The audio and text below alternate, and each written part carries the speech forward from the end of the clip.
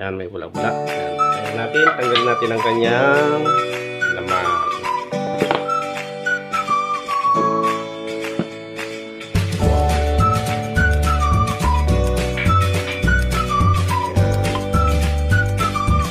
Kulay, ayan. Ito. Okay.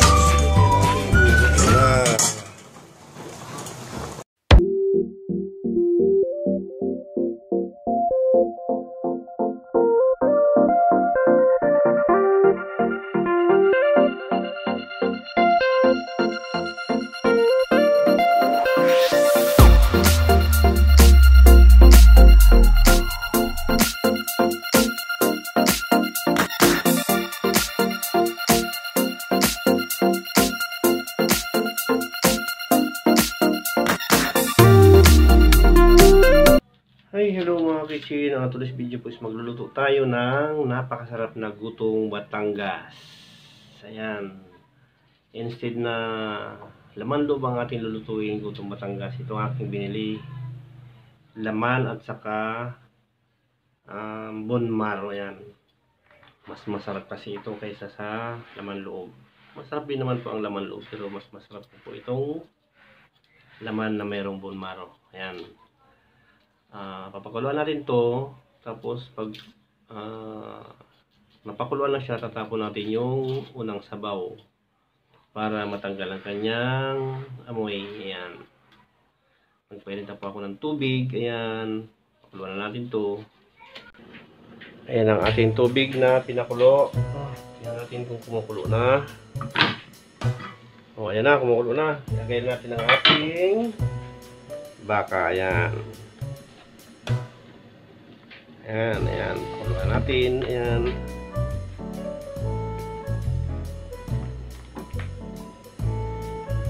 Tapos yung mga bone marrow.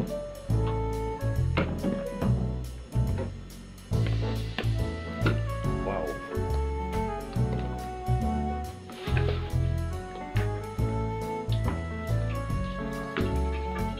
Na.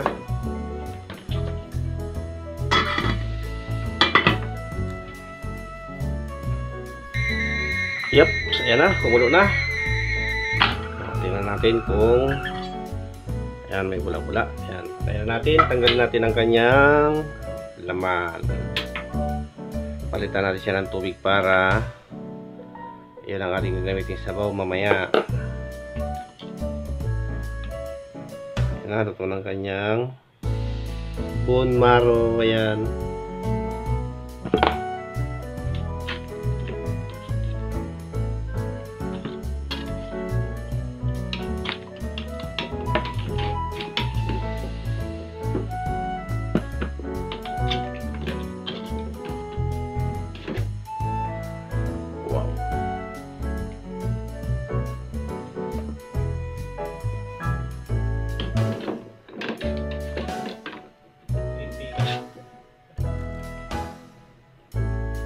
Tama.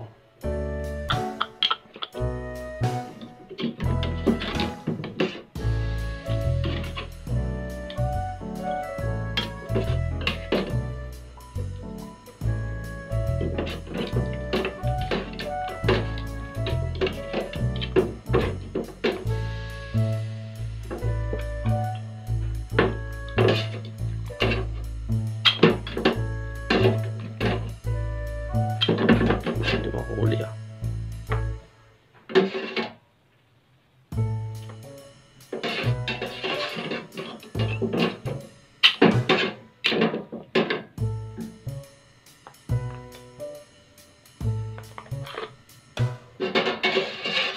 Okay, wala na. Ayan na kanya naman.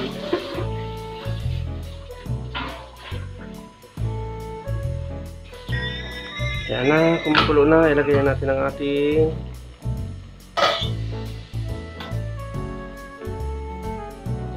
papakuluan ng ayan. Pakulo natin siya ng mga 2 hours. Ayan, para lumambot. Ayan.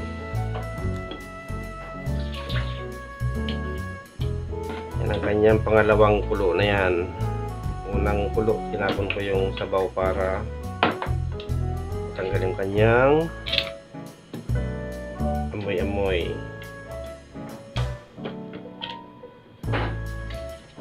Ayan yung kanyang mga bone marrow.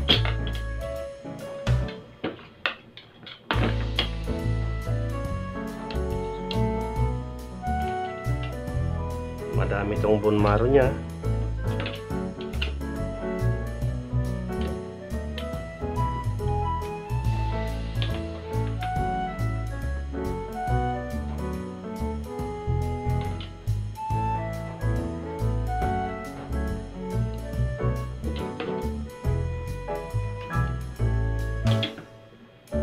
Okay, ayan na.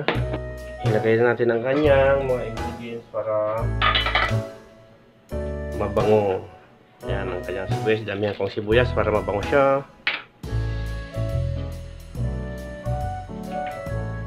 Lagyan natin siya ng asin.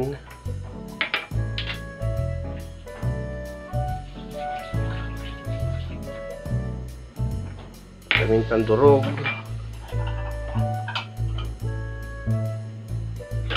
At garlic powder, ayan, para lalo siyang mabango.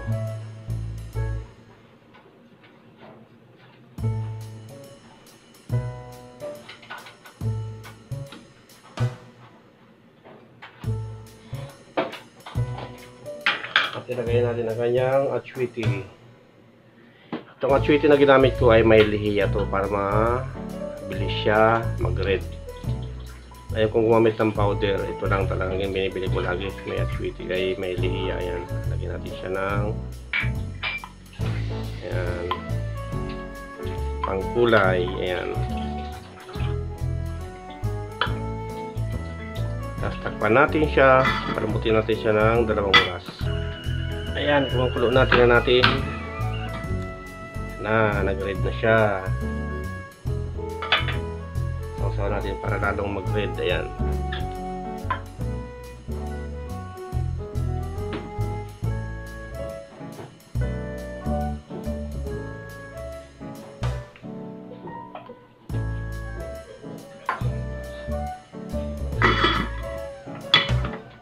Ayan, pahinaan natin siya ng apoy.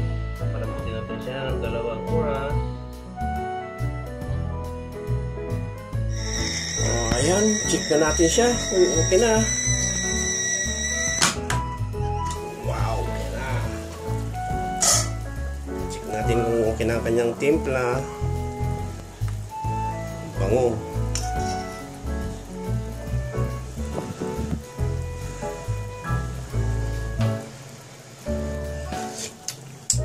Wow, masarap. Hanguin natin ang kanyang mga bone marrow at baka maglaglaga na siya. Ano? Tanggalin natin, baka malaglag.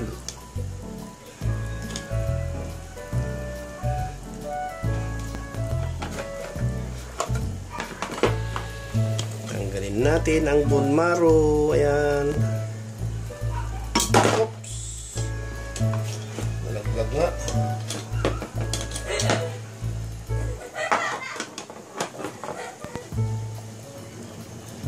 Na ang kanyang bone marrow, hinangon natin para hindi malaglag sa loob. Takpan natin ulit siya.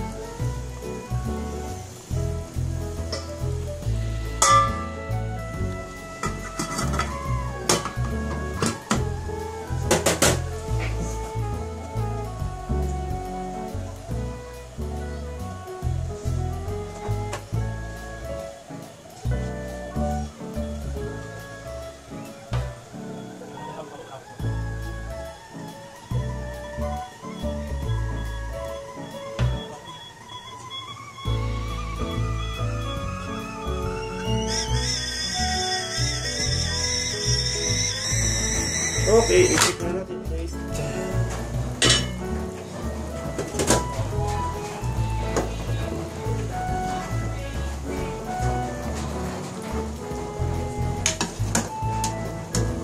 Tingnan natin kung malambot na. Ilas pa. Pero pwede na rin to.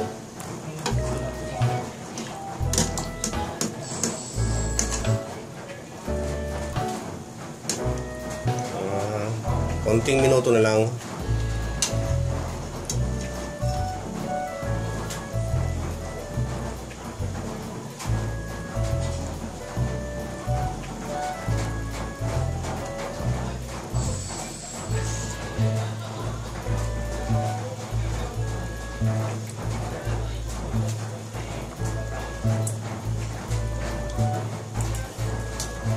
Wow, ang sarap. Kaunti na lang. Okay, silipin natin. Ayan na.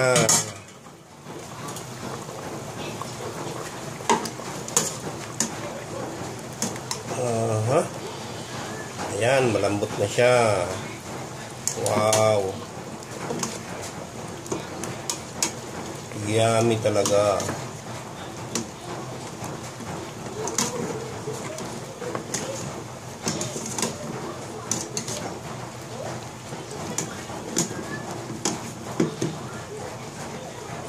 Wow.